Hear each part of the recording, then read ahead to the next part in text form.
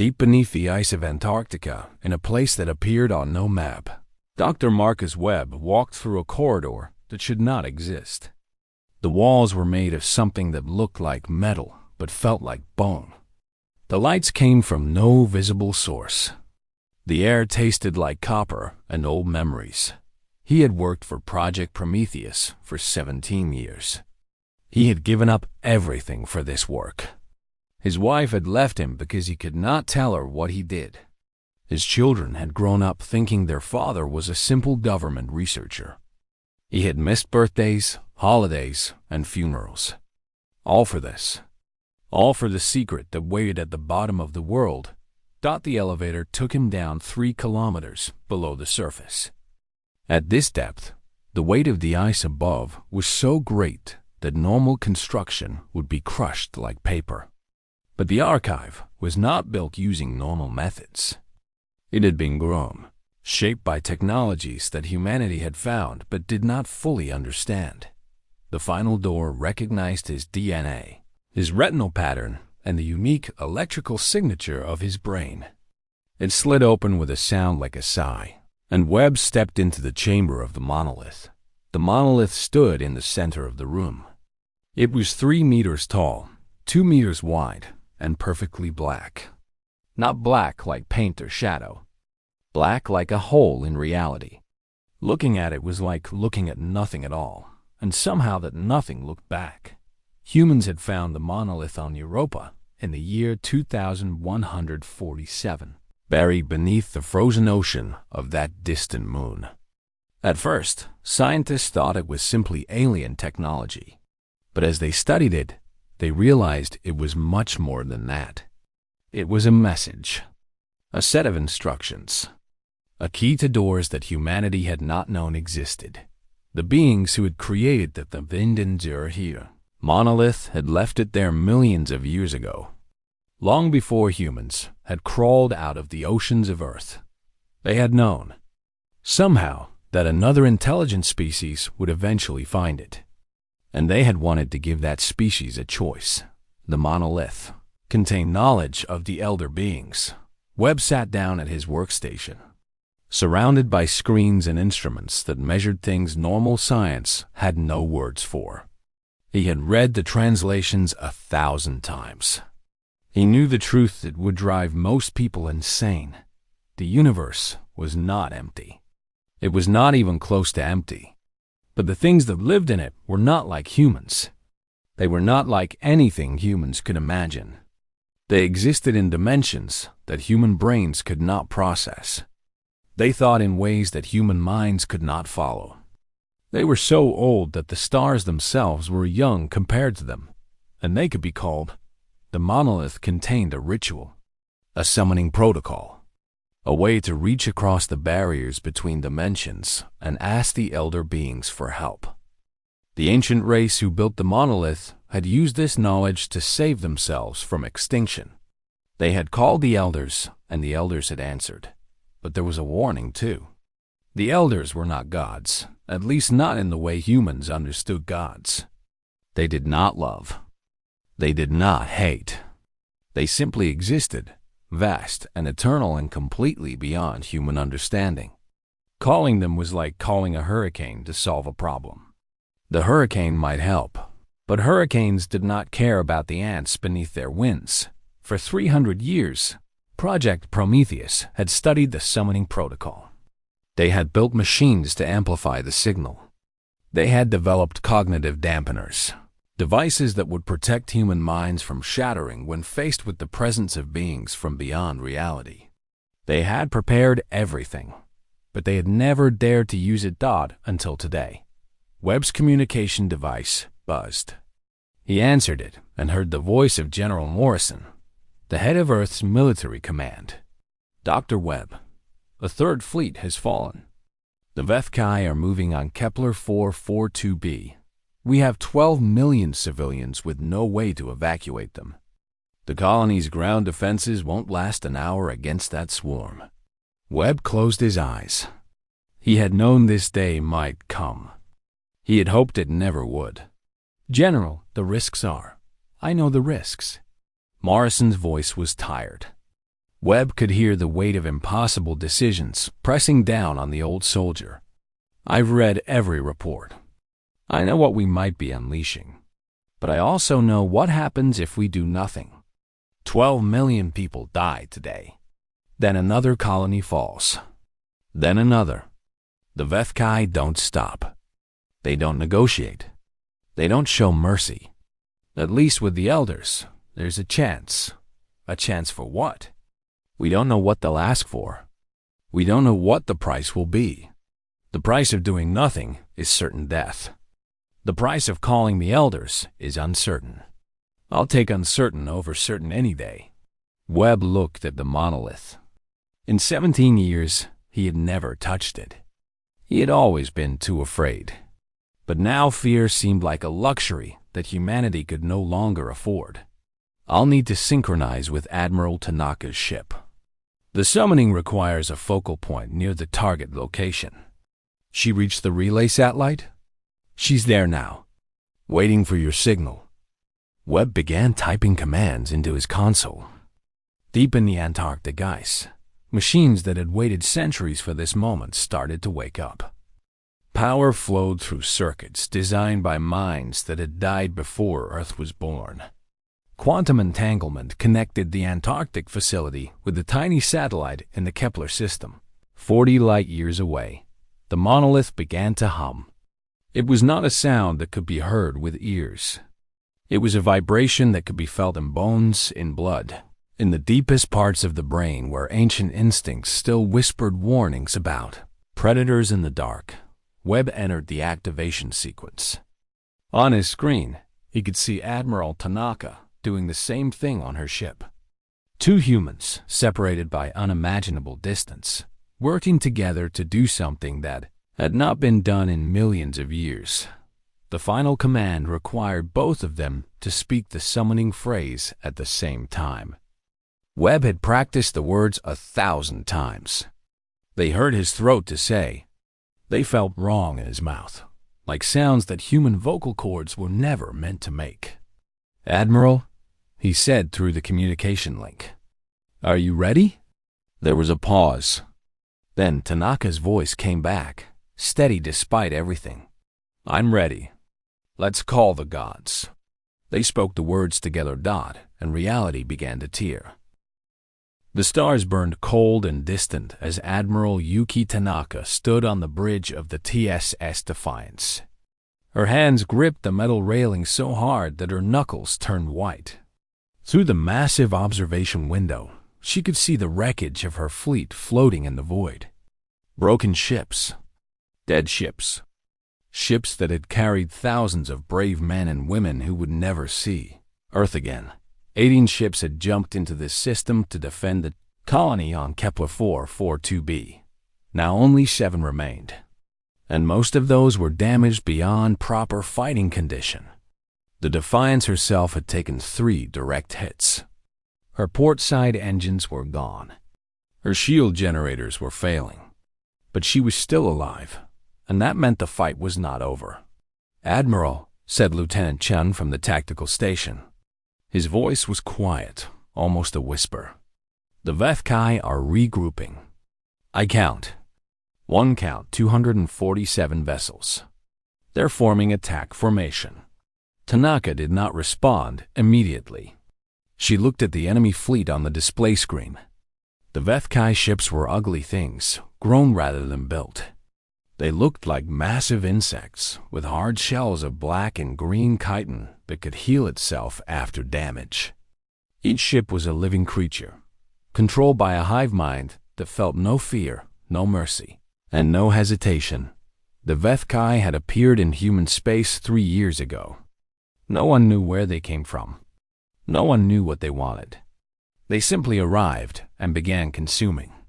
They ate worlds. They ate people. They turned everything organic into fuel for their endless hunger. 17 colonies had already fallen. Millions of humans had died, or worse. Kepler-442b was the 18th target. 12 million people lived on that green and blue world below. Farmers, scientists, children, families, who had traveled across the stars to build a new home. They were depending on the Third Fleet to save them, and the Third Fleet had already lost. How long until they reach weapons range? Tanaka asked. 23 minutes, Admiral. 23 minutes. That was all the time left. After that, the Vethkai would sweep past the broken human fleet and descend upon the colony. They would land their harvest ships. They would release their swarms. And 12 million humans would become food for the hive. Tanaka closed her eyes. She had served in the Navy for 32 years. She had fought pirates in the asteroid belts. She had hunted slavers in the outer systems. She had never lost a battle before. But this was not a battle anymore. This was a slaughter, and she was on the wrong side of it. Admiral, a new voice spoke from behind her. Tanaka turned to see Commander Park, her communications officer. The young woman's face was pale, and her hands were shaking slightly as she held out a data tablet. We just received a priority Omega transmission from Earth. It's encrypted with codes I've never seen before. The authentication signature says it's from Project Prometheus. Tanaka felt her heart stop for a moment. Project Prometheus. She had heard that name only once before, whispered by a drunk admiral at a funeral. A black project. Something so secret that even fleet commanders were not supposed to know it existed. Something that Earth kept hidden for the darkest of days. She took the tablet and pressed her thumb against the scanner. The screen flickered and a message appeared. It was short. Just 3 lines. Authorization granted. Implement Protocol Lazarus. May. Whatever gods exist, forgive us. Below the message were coordinates for a hidden relay satellite somewhere in the outer system. And there was something else. A phrase written in symbols that hurt her eyes to look at. The characters seemed to move and shift when she tried to focus on them. They were not human symbols. They were not any alien language she had ever seen. They were something else entirely. Something old. Something wrong. Admiral? Commander Park was staring at her with worried eyes. What does it mean? Tanaka did not answer. She read the message again. Protocol Lazarus. She had no idea what that meant. But someone on Earth thought it could save them. Someone with access to secrets that normal people were not meant to know. Chun, she said slowly. Set course for these coordinates. Maximum speed. Admiral, those coordinates are in the opposite direction from the enemy fleet. If we leave now, I know. Tanaka's voice was hard. The other ships will stay here. They will fight. They will delay the Vethkai for as long as they can. But the Defiance has a different mission now. The bridge went silent. Everyone understood what she was saying. The remaining ships would sacrifice themselves to buy time. They would die so that the Defiance could reach whatever waited at those coordinates. Captain Rodriguez of the TSS Hammer was the first to respond when Tanaka sent the order. His ship had lost half its weapons and most of its crew. But his voice was steady when he spoke over the communication channel. Understood, Admiral. We'll hold them here. Whatever you're doing, make it count. I will, Tanaka promised. I swear to you, I will. The Defiance turned away from the battle and fired its remaining engines. The ship groaned and shuddered as it accelerated into the darkness. Behind them, 6 battered vessels formed a wall between the Vethkai and the colony. 6 ships against 240-7. They had no chance of winning. They knew it. But they stood their ground anyway, because that was what humans did. They fought even when fighting was hopeless. They protected the weak even when protection was impossible. They faced death with open eyes and refused to look away. Tanaka watched the tactical display as the Vethkai swarm crashed against the human line. The TSS Hammer was the first to fall, its reactor exploding in a ball of white fire that took 3 enemy ships with it. Then the TSS Resolve. Then the TSS Courage, One by one, the human ships died, but they died fighting. They died screaming defiance into the void. And they died giving the Defiance time to escape. It took 47 minutes to reach the hidden satellite. By then, the battle was over. All 6 ships were gone. The HFY fleet was already turning toward the colony. But Tanaka had reached her destination. The satellite was small, barely visible against the stars. But when the Defiance sent the activation signal, it came alive with light. Strange light. Light that seemed to come from somewhere else. Somewhere beyond normal space. Tanaka looked at the alien phrase on her tablet. Her hands were steady as she entered it into the communication system. She did not know what would happen next. She did not know what she was calling, but she knew that it was the only hope left. She pressed the transmit button, and somewhere, in the spaces between dimensions, something ancient and vast opened its eyes. The stars went out. Commander Chun was the first to notice. He had been watching the tactical display, tracking the HFY fleet as it moved toward the colony. Then, one by one, the stars behind the enemy ships began to disappear. Not fade, not dim. They simply stopped existing, replaced by darkness so complete that it seemed to swallow light itself. "Admiral," he whispered, "something is happening." Admiral Tanaka did not answer. She was staring through the observation window, her face pale, her eyes wide. She had pressed the button. She had spoken the words. And now something was answering. The darkness spread like a stain across the universe. It moved in ways that made no sense, ignoring the normal rules of physics. Where it touched the edge of the HFY formation, the alien ships began to panic. Their communication channels exploded with signals that the Defiance's computers translated as raw animal terror. The HFY had conquered 100 worlds. They had faced weapons that could crack planets. They had never known fear. But they knew it now. They knew it in every cell of their hive-linked bodies. Because something was coming through. The first tear in reality appeared directly in front of the HFY flagship. A massive hive carrier, the size of a small moon. The tear looked like a wound in space, edges burning with light that was not light, colors that human eyes had no names for. And through that wound, something emerged. Admiral Tanaka's cognitive dampener activated automatically, protecting her mind from the full impact of what she was seeing. Even with that protection, she felt her brain struggling to process the impossible shape that floated before her. It was made of mathematics. That was the closest description her mind could create. It was equations and angles and geometric patterns that could not exist in 3-dimensional space, all spinning and folding around each other in endless complexity. It was beautiful and terrifying and completely beyond anything she had ever imagined. The first Elder had arrived. More tiers opened across the battlefield. Through the second one came darkness. Not the darkness of space, which was simply an absence of light.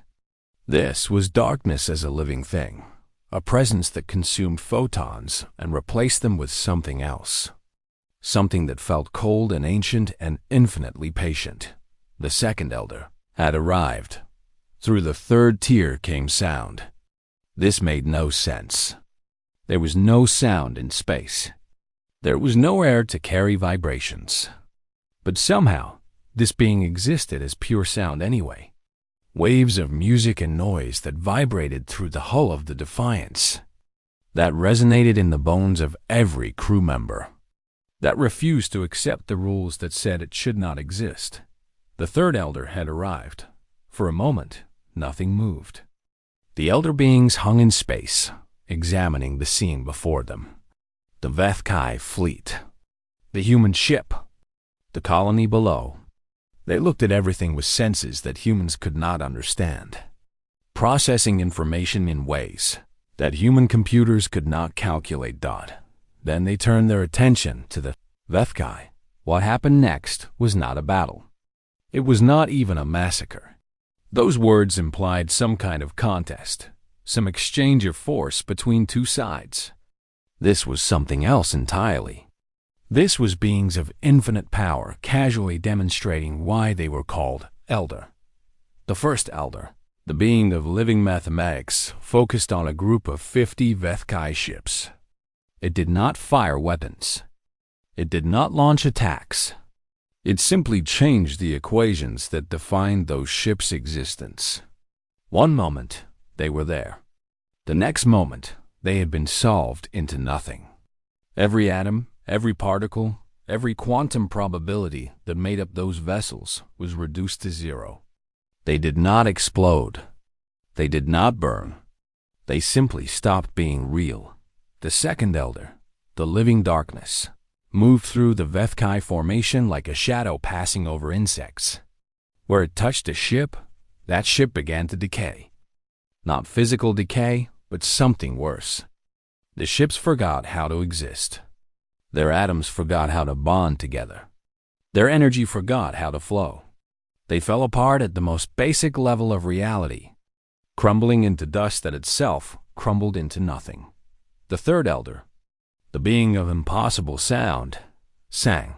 The song it sang was not meant for human ears. But the crew of the Defiance heard it anyway. It was the most beautiful and the most horrible thing they had ever experienced. It was a song about endings, about the silence that waited at the end of all things, about the final note that would one day close the symphony of the universe. The Vethkai who heard that song stopped fighting. They stopped moving. They simply floated in space, their minds overwhelmed by the knowledge of their own insignificance. Billions of years of evolution, countless generations of conquest and survival, and in the end they were nothing but brief sounds in an eternal silence. One by one, the hive ship shut down. Their living systems went dormant. Their warriors curled into balls and waited to die. They had heard the song of ending, and they had no will left to resist it. In 17 minutes, 247 Vethkai vessels were destroyed or disabled. An armada that could have conquered a star system was reduced to drifting wreckage. The greatest military threat humanity had ever faced was gone, swept away like dust before a hurricane. The colony was saved, but the Elder beings did not leave. They turned, slowly, impossibly, and looked at the TSS Defiance. They looked at the tiny metal ship floating in the void. They looked at the fragile organic creatures inside it. And they waited. Admiral Tanaka understood. The summoning had worked. The threat had been eliminated. But nothing was free. Nothing came without cost. The Elder beings had answered the call, and now they expected payment. She stood up from her command chair. Her legs were shaking, but she forced them to be still. Her crew was watching her. The fate of humanity might depend on what she did next. "Open a channel," she said. Her voice did not shake. "All frequencies, all dimensions, whatever they can hear." Commander Park looked at her with terrified eyes. "Admiral, we can't be serious. You want to talk to them?" They answered our call. "The least we can do is face them." She walked to the center of the bridge, standing in front of the main observation window. The three Elder beings floated outside, their impossible forms filling her vision. She took a deep breath, adjusted her cognitive dampener to its maximum setting, and spoke. "I am Admiral Yuki Tanaka of the Terran Confederacy. We called you here. We asked for your help. And you gave it." She paused, gathering her courage. "Now tell me what you want in return." The silence that followed seemed to last forever. Then, for the first time in 3 billion years, the Elder beings spoke to a mortal creature, and they did not speak words of destruction. They spoke words of curiosity. The voice came from everywhere and nowhere. It was not sound, not exactly. It was meaning pressed directly into the minds of every person on the Defiance. It was knowledge appearing in their brains like memories they had always had, but never noticed before. You called. We answered. The debt must be paid. Admiral Tanaka felt the words hit her like physical blows. Her cognitive dampener screamed warnings, its systems struggling to protect her brain from the power behind that communication. Around her, crew members fell to their knees. Some were crying. Some were laughing. Some were simply staring into space, their minds temporarily overwhelmed. But Tanaka stayed standing. Her grandmother had been a Shinto priestess who had taught her to face the spirits with respect, but not fear. Her father had been a Marine who had held a defensive line for 18 hours against impossible odds. She came from a family that did not kneel. I asked you a question, she said, keeping her voice steady through pure force of will. What do you want in return? The silence stretched out. Tanaka could feel the attention of the elder beings focusing on her, studying her the way a scientist might study an interesting specimen. She refused to look away, even though every instinct in her body screamed at her to run, to hide, to escape from things that could unmake reality with a thought. Interesting. The word came with feelings attached to it. Curiosity, amusement, something that might have been respect. Those hard to tell with minds so different from human. We have existed since the first stars burned. We have watched civilizations rise and fall like waves on a shore. They all react. The same way when they see us. They worship. They beg. They break. You do not break. Should I? Tanaka asked. We do not know. That is why we are curious. Around her, the crew of the Defiance was slowly recovering. Lieutenant Chen had pulled himself up using his console for support. Commander Park was wiping tears from her eyes, but returning to her station. They were battered, shaken, but not broken. They looked to their admiral, waiting to see what she would do. Tanaka realized something in that moment. The elder beings were ancient beyond understanding. They had seen everything, done everything, experienced everything. For billions of years, they had drifted through dimensions where time and space meant nothing. And in all that time, they had become bored. Not cruel, not evil, simply bored. When you exist forever, when nothing can hurt you, when you have seen the birth and death of galaxies, what is there left to care about? But humans were something new to them. Creatures that lived for less than a century. Beings that burned bright and then vanished like sparks from a fire. Species that faced the infinite darkness of the universe and somehow found meaning anyway. You want to understand us, Tanaka said. It was not a question. Yes, your species is strange. You know, you will die. You know your works will crumble. You know that in time, no one will remember you existed. And yet you fight. You build. You love. You hope. Why? It was such a simple question. Such an impossible question. Why did humans bother? Why did they struggle against the inevitable? Why did 12 million people on a colony 40 light years from Earth wake up every morning and live their lives, knowing that death waited at the end? Tanaka thought about her children back on Earth. Her daughter was 12, just starting to become a woman. Her son was 8, still young enough to think his mother was a hero. She thought about the colonists on Kepler 442b, the families who had crossed the stars to build new homes. She thought about the crews of the 6 ships who had died to buy her time. Because we have to, she said finally. Because the alternative is to give up. And if we give up, then what was the point of any of it? Every person who ever lived, every dream ever dreamed, every love ever felt, it would all mean nothing. She paused, searching for words. We fight because fighting is what makes us human. We hope because hope is all we have. We love because love makes the darkness bearable. The elder beings were silent for a long moment. We do not understand. No, Tanaka agreed. I don't think you can. Not like this. Not from the outside. Another silence. Then something changed in the way the elder beings felt. It was not a physical change. It was more like a shift in attention, a decision being made by minds older than stars. Then we will learn from the inside. What do you mean? One of us will become like you. One of us will take human form. Will live a human life. Will experience birth and growth and aging and death. Will feel joy and sorrow and fear and hope. The crew of the Defiant stared at each other in shock. An elder being becoming human? The idea was almost too strange to process. This is our price. This is what we ask in return for your salvation. One of us will walk among your kind. Will learn what Ted means to be limited. Will experience the burning brightness of mortal existence.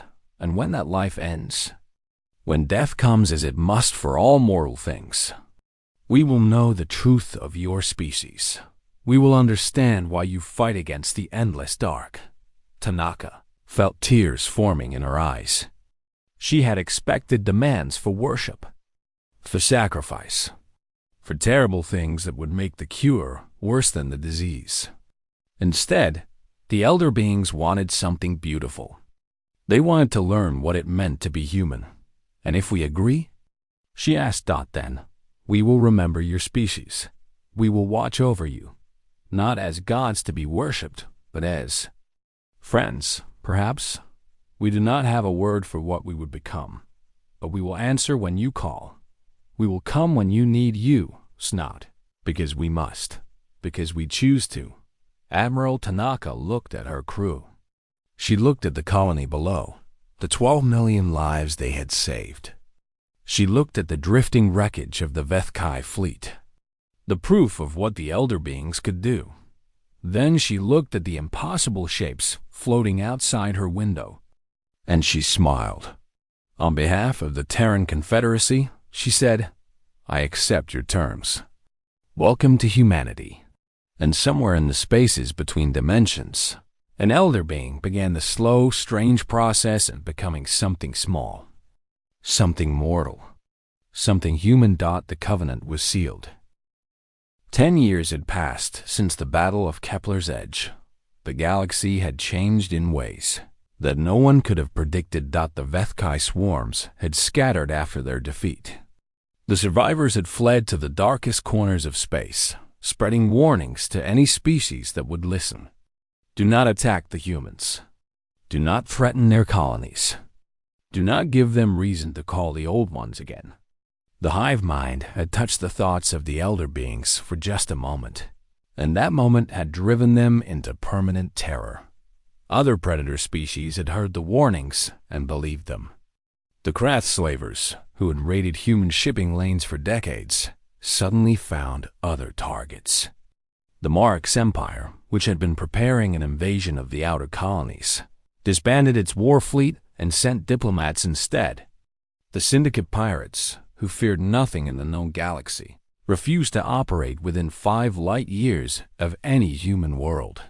Humanity was no longer prey. Humanity was protected, but more than that, humanity had become something like a legend among the stars. The species that had called the elder beings and lived. The creatures who had negotiated with cosmic powers and walked away with a bargain. In cantinas and meeting halls across 1,000 worlds, aliens whispered about the strange beings from the third planet of an unremarkable star who had somehow earned the attention of gods. The Terran Confederacy grew, not through conquest, but through attraction. Other species wanted to stand beside humanity. They wanted the protection of those who had friends in high places. The alliance that formed around Earth included dozens of races, all united by a simple truth. If you were a friend to humans, you were safe from the darkness between stars. Admiral Yuki Tanaka had retired from military service. She spent her days on a quiet beach in Japan, watching the waves and playing with her grandchildren. Sometimes, reporters came to interview her, to ask about what had happened in the Kepler system. She always told them the same thing. "I didn't do anything special," she would say. "I just refused to give up." Any human would have done the same. The reporters always thought she was being modest. They did not understand that she was telling the truth. On the other side of the world, in the ancient city of Cambridge, a being who called itself Ellis taught philosophy to young students. It looked human, deliberately average, carefully forgettable. Medium height, brown hair, pleasant face. Nothing that would draw attention or cause alarm. But sometimes, students noticed strange things about it. Professor Ellis thought it would sometimes stop in the middle of a lecture and stare out the window at a passing cloud, tears streaming down its face. When asked what was wrong, it would say, "Nothing is wrong. Everything is beautiful." I had no idea clouds could be so beautiful. It laughed at jokes that were not funny, and apologized and explained that it was still learning what humor meant. It ate every meal as if tasting food for the first time, closing its eyes and smiling at flavors that humans took for granted. It watched children playing in the park with an expression of pure wonder, amazed by the simple joy of young beings who did not know how vast and dark the universe was. Ellis was learning what it meant to be mortal, and the lessons were harder than it had expected. One day, a student named Sarah came to Ellis's office hours. She was struggling with her studies, but more than that, she was struggling with life. Her mother had died recently. Her father was distant. She felt alone in a universe that did not care about her pain. "What's the point?" she asked, tears in her eyes. "We're all going to die anyway. Nothing we do matters in the end." Ellis was quiet for a long moment. Then it spoke, and its voice carried the weight of 3 billion years of existence. "I used to think the same thing," it said. "I used to look at the short-lived creatures of the universe and wonder why they bothered. They knew they would die. They knew their works would crumble. Why did they struggle? Why did they hope? Why did they love?" Sarah looked up, surprised by the intensity in her professor's eyes. "And now?" "Now, I understand. The meaning is not in the ending. The meaning is in the living. Every moment you experience, every joy you feel, every connection you make with another being, that is the point. Not because it lasts forever, because it doesn't." Ellis reached out and took Sarah's hand. Its touch was warm and human. Mortality is not a curse. It is a gift. It gives weight to your choices. It gives value to your time. It makes every sunrise precious because you know there will only be so many sunrises. Sarah was crying again, but differently now.